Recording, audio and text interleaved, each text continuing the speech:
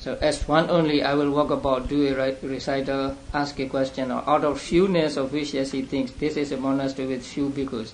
If someone comes, he will wonder, where have all these bhikkhus who are all alike come from? Surely it will be one of the elders' feats, and so he might get to know about me.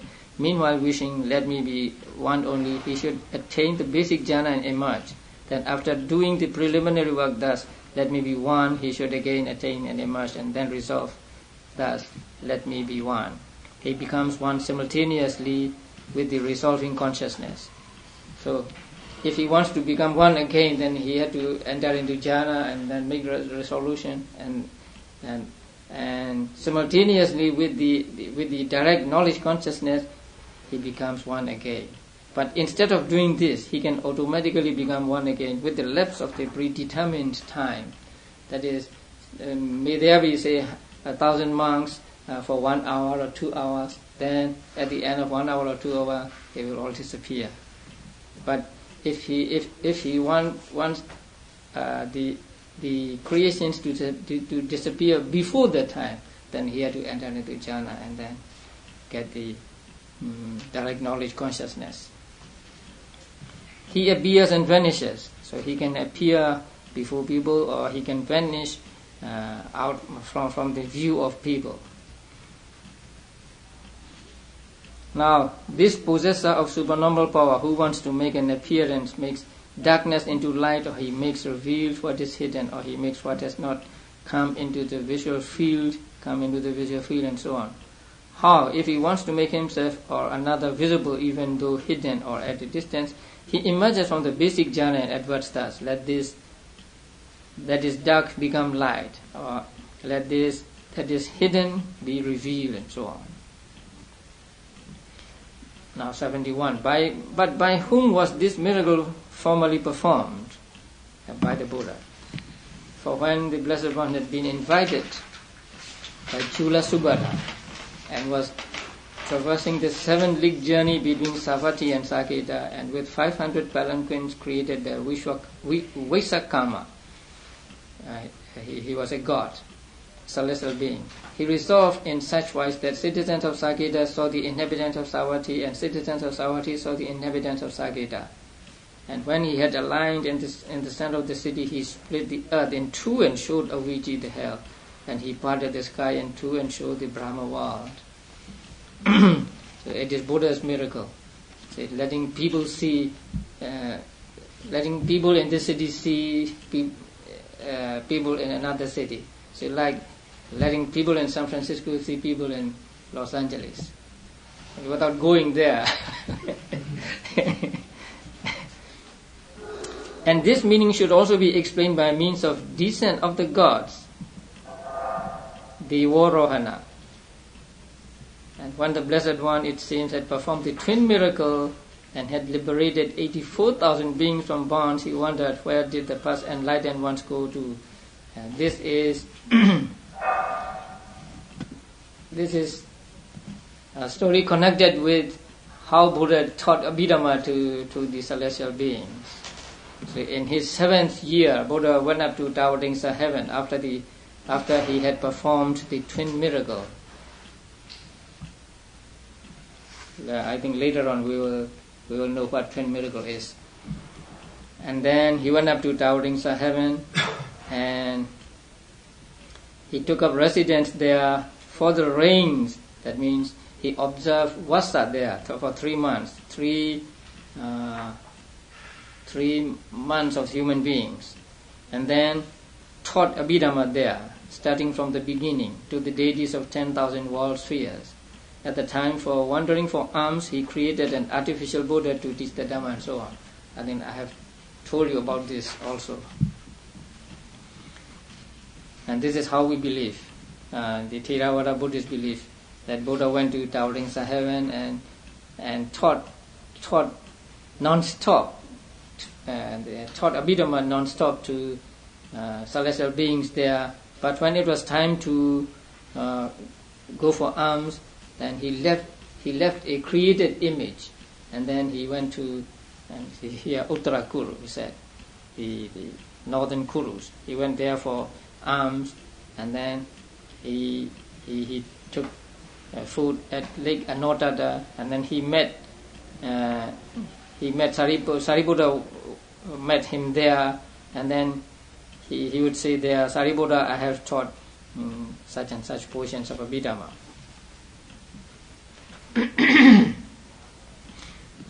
And then Buddha taught there for 3 months, and many people who are assembled at the Twin Miracles did not leave that place, because Buddha just disappeared from them, and so they were yearning to see the Buddha again.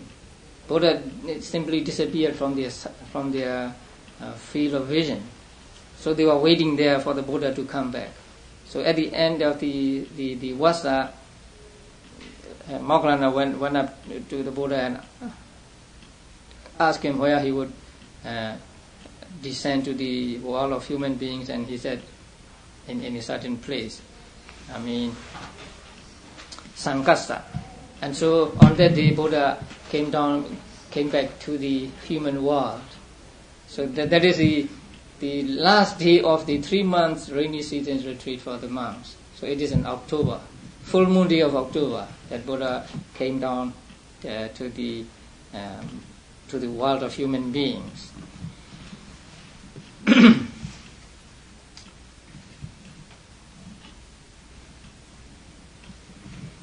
So very, very grand descent to the human world. Say three staircases made of crystal, and then middle flight of stairs made of crystal, made of ruby, and so on. And in Burma, to commemorate that event, we have Festival of Lights. It is believed that when Buddha came down to the human world, it was dark. So instead of offering him food, they just offer him lights. So in order to commemorate that, we have a Festival of Light on the full moon day of October. But in Sri Lanka, they offer lights at Vesak, full moon day of May. And then there are other stories too. And the next one is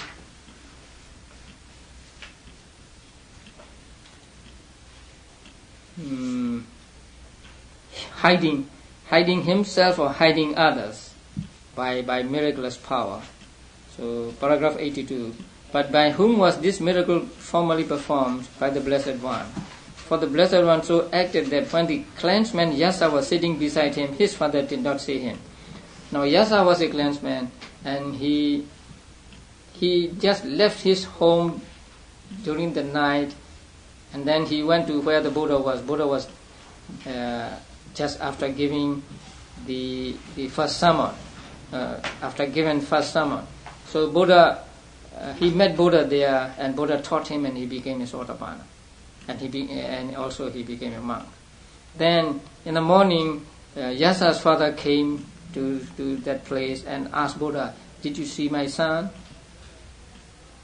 Then Buddha said, "Oh, you will see him, but just sit down." And then he taught him. He taught him the Dhamma, and he became a Sotapanna. So only then did he show Yasa to him. So he hid Yasa by his supernormal power, so that his father did not see him. Because if the father saw the son, then the father would not be able to listen to the Dhamma, and he would not have become a Sotapanna.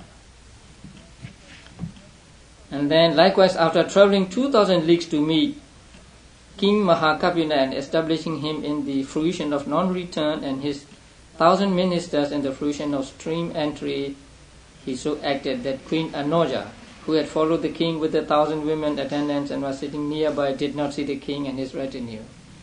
So the same miracle. And that story you may read in Buddhist Legends, Part 2, page 167 and following. There is the story is given in detail there. Buddhist Legends, Part 2, page 167, until the end of that story. Furthermore, this was performed by the elder Mahinda. Now, elder Mahinda was the son of King Asoka, who brought Buddhism to Sri Lanka. So, who so acted on the day of his arrival in Tambapani island, that means Sri Lanka, that the king did not see the others who had come with him. He went with 5 persons, but when he first met the king, and he did not let the king see other persons. Furthermore, all miracles of making evident are called an appearance, and all miracles of making unevident are called a vanishing. And there are 2 kinds, making evident both the supernormal power and the possessor of the supernormal power. So power and person evident, power and person not evident. That can be illustrated with a twin miracle, for in that both are displayed thus. Here the perfect one performs a twin miracle which is not shared by disciples. So only the Buddhas can do the twin miracle. He produces a mass of fire from the upper part of his body and a shower of water from the lower part of his body, and so on and so on. So twin miracle, it is called twin because both fire and water were produced from his body. So fire comes out of the upper part and the water comes out of lower part, or even in more detail, fire comes out of one eye and the water comes out of the other eye, and so on. So it is a twin miracle. It is called twin miracle. And in the footnote where Nyanamoli says the only book in the Tipitaka to mention the twin miracle is the Visuddhimagga. So in other books it is not mentioned, but in the commentaries it is mentioned again and again.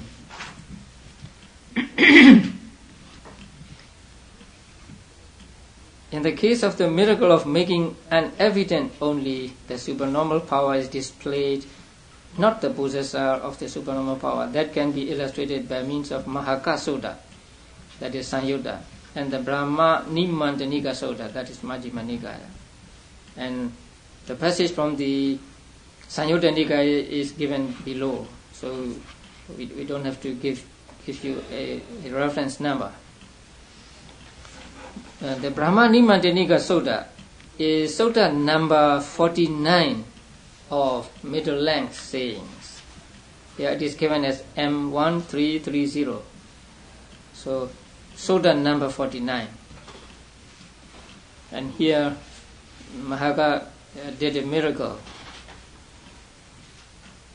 that only the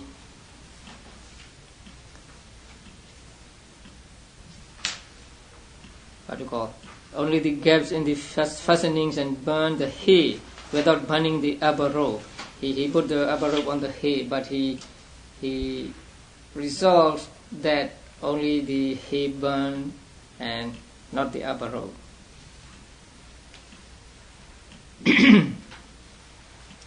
And the other one is when Buddha met the Brahma. The Brahma's name was Baka. So he thought that he could make himself vanish from the sight of all others. But in that Sutta it is said that he was not able to do that. So Buddha said, "Now I will do it."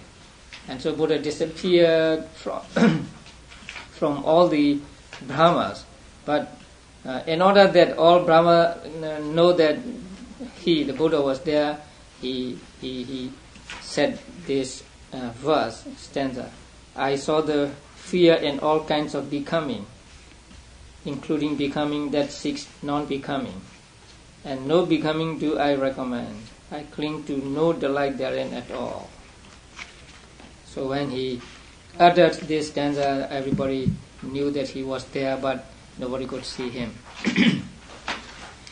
Next, he goes unhindered through walls, through enclosures, through mountains, as though in open space. Here, through walls is beyond walls, and so on. And here, an interesting piece of information is the paragraph 89, Elder Tipitaka Chula Abhaya.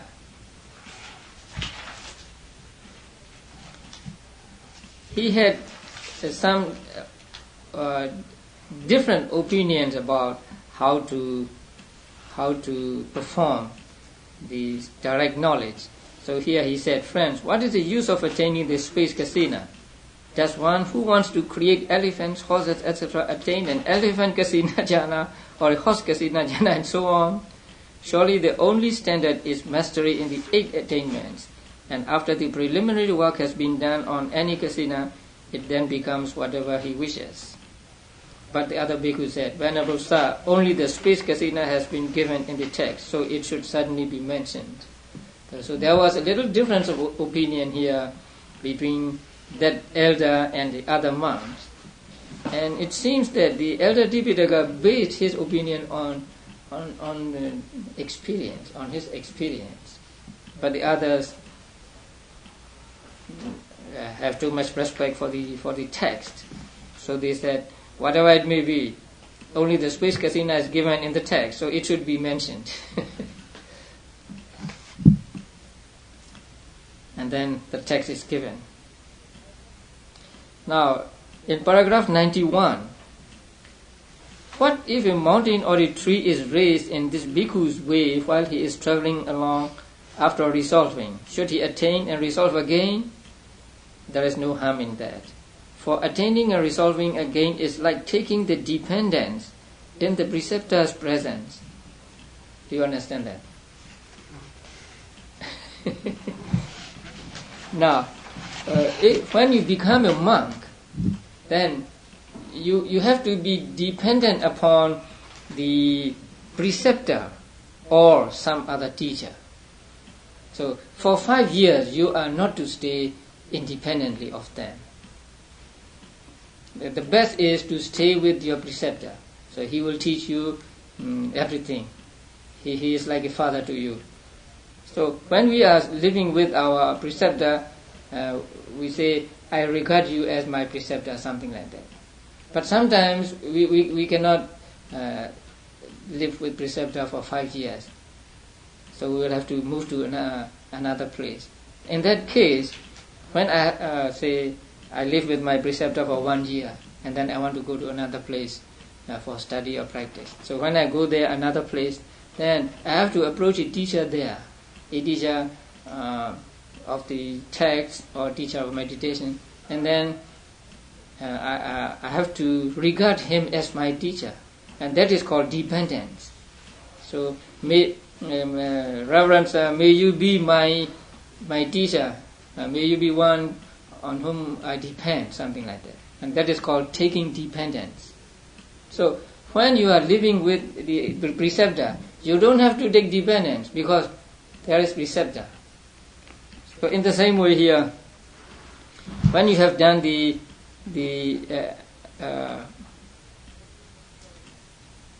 attaining or resolving, then there is no sense in doing that again. So this only monks can understand.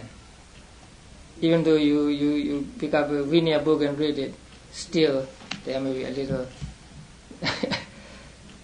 something you don't understand. So taking dependence in the preceptor's presence really means when living with the preceptor, you don't have to take dependence. You don't have to regard another person as your teacher, formally regarding another person as your teacher. And because this bhikkhu has resolved, let there be space, there will be space, only space there, and because of the power of his first resolve, it is impossible that another mountain or tree can have sprung up, meanwhile made by temperature. Temperature means utu, climatic conditions. However, it has been created by another possessor of supernormal power and created first, it prevails, and so on. Now, he dives in and out of the ground, but Here it is rising up out of that is called diving out, and it is sinking down into that is called diving in. Here also, he is normally an obtainer of a water kasina attainment and so on. So this is how a monk must do in order to perform this miracle.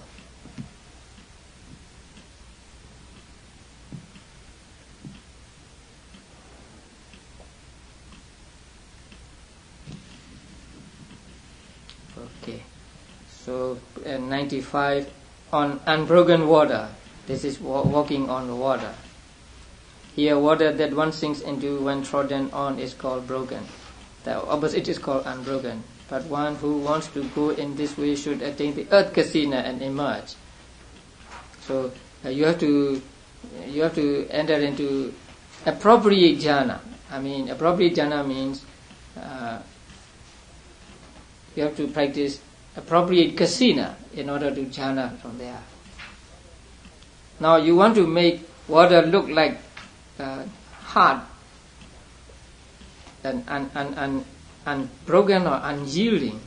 So you have to enter into earth kasina jhana. Otherwise you will not be able to do that. And then seated cross-legged he travels. Sitting cross-legged and then travels in the air. Like a winged bird, like a bird furnished with wings. It's always, in the Pali text, it's always said, a winged bird. And the commentaries explain that there may be some birds which have no wings. So here it is said winged birds. That means a bird which has wings and which can fly. One who wants to do this should attain the earth kasina and emerge and so on. And see, here is the text. Seated cross-legged, he travels in space like a winged bird. He is normally an obtainer of the earth kasina attainment and so on. And the paragraph 100. And a bhikkhu who wants to travel in space should be an obtainer of the divine eye. Divine eye will come in the next chapter. Why? On the way there may be mountains, trees, etc. that are temperature originated, that are created by climatic conditions. Or jealous nagas, subanas, there should be only one P. Subanas are Garudas. You know Garuda? It's a mythical bird.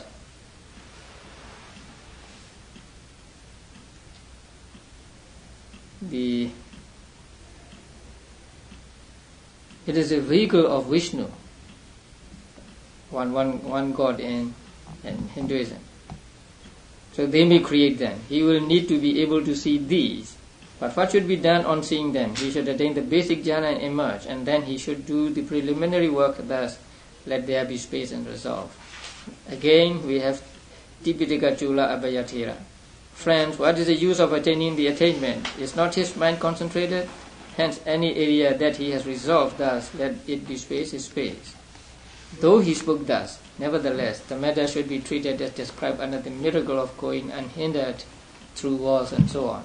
So, this elder didn't find any favor with Bodhisattva and other monks. And then with his hands he touches and strokes the moon and sun, so mighty and powerful. So he could stretch out his hand and then stroke the sun and moon. And then this supernormal power is successful simply through the jhana that is made the basis for direct knowledge. There is no special kasina attainment here. So just any jhana will do. For it is said in the Visuddhimagga and so on. And then in paragraph 104 we have the words clung to. So in the sub-commentary, it is explained that clung to may mean just those born of karma, and also those belonging to the living body, bodies of living beings. Here the elder Chula, Tipitaka Chula Naga, or there's Chula Abhaya, here is Chula Naga said, but friends, why does what is clung to not become small and big too? When a bhikkhu comes out through a keyhole, does not what is clung to become small, and when he makes his body big, does it not then become big, as in the case of the elder Mahamoggallana? And his opinion is also rejected by Buddhaghosa, paragraph 117. So it is with reference to this enlarged form created during this taming of Nanoparana that it was said, when he makes his body big, does it not then become big, as in the case of the elder Mahamoggallana? Although this was said, the bhikkhus observed, he enlarges only what is not clung to, supported by what is clung to, and only this is correct here. So the opinion of Chula Naga was also not accepted by monks. Now, when the monk creates a bigger body than his normal body, then there is the enlargement.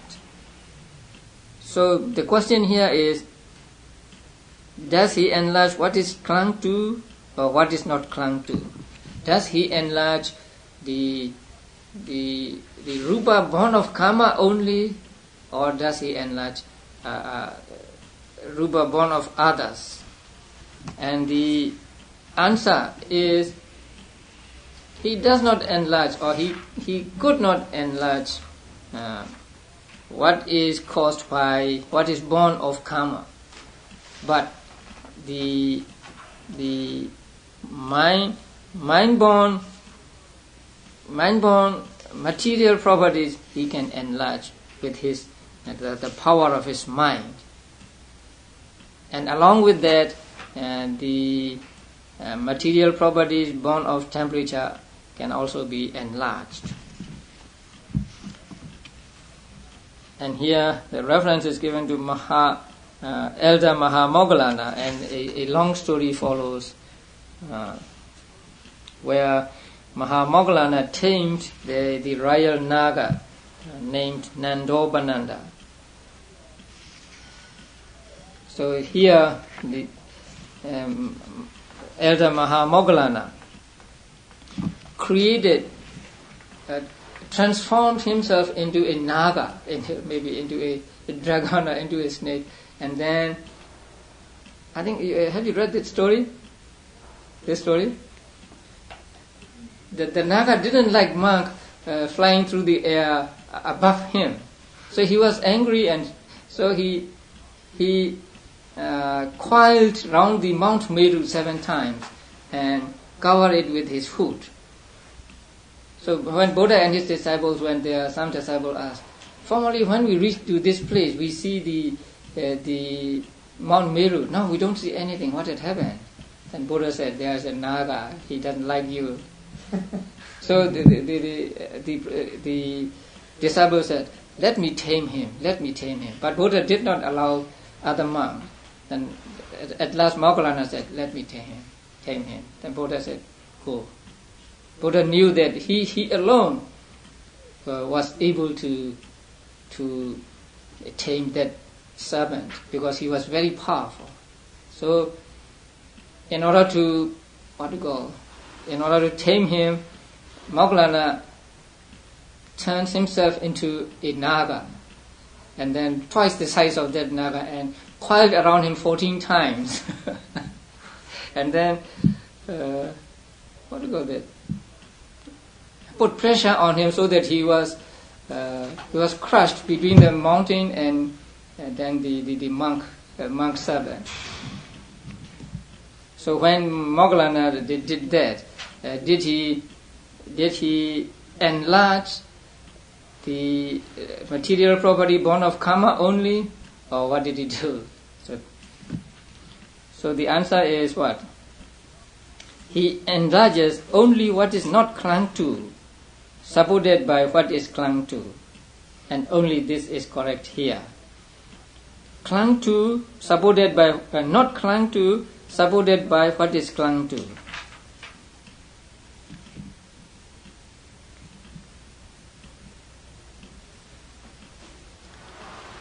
So he enlarges only those born of or caused by mind and temperature or climatic conditions, and they are supported by what is clung to means what is born of karma, and that is the translation of the explanation given in the self-commentary as a footnote. Now, at the end of that footnote, it should be taken that it is the consciousness-born matter that is enlarged by the influence of the supernormal power, and the temperature-born is enlarged. And what is that paripasu? It's foreign word, right? That's Latin. Ah. It means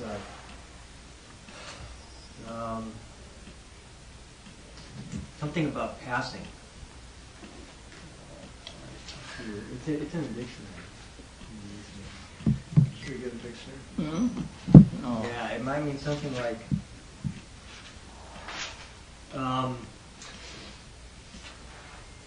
in passing, but not as a consequence, but along with. Along with, yeah, along with. But see, I think we should find out whether they mean as a consequence. Yeah. The Pali word is Tatanusarena, and that means following that. Uh-huh. So along with is close to that. Right. So one can enlarge only matter born of consciousness. And when consciousness born matter is enlarged, then temperature born is also enlarged. But one cannot enlarge karma born rupa, because they are caused by karma in the past, and so he cannot do anything about the karma born material properties. But with regard to consciousness born material property, he can do something. Even if we don't get jhana, when we are happy, then our appearance and is different from when we are sad. These are caused by citta, consciousness. So he can enlarge consciousness more. Okay. I think that's all we do today. Next week we begin from paragraph 119.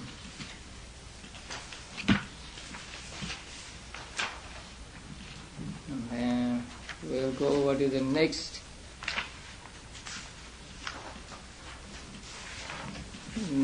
chapter also.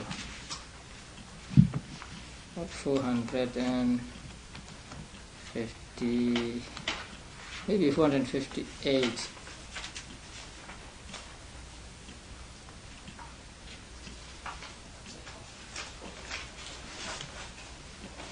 We'll have a description of how the world ends and how it begins.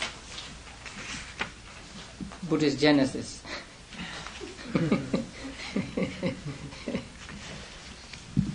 Okay. So there are two more classes. Two more classes. Yeah. And the 31st, and then we'll start up again on the 21st. 21st. So we'll miss class. The first two classes in September we won't meet, and then we'll meet again starting the third week in September. The second volume? The next chapter, starting in chapter 14. Yeah, Well, second part yeah, 2. Yes, part 2 of that. According to this book, yes.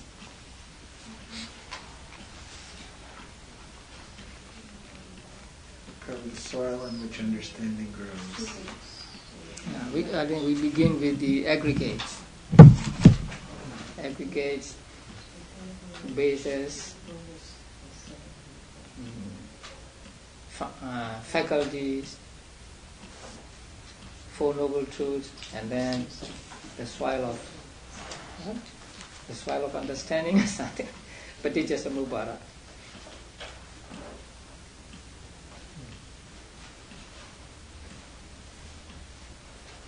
So next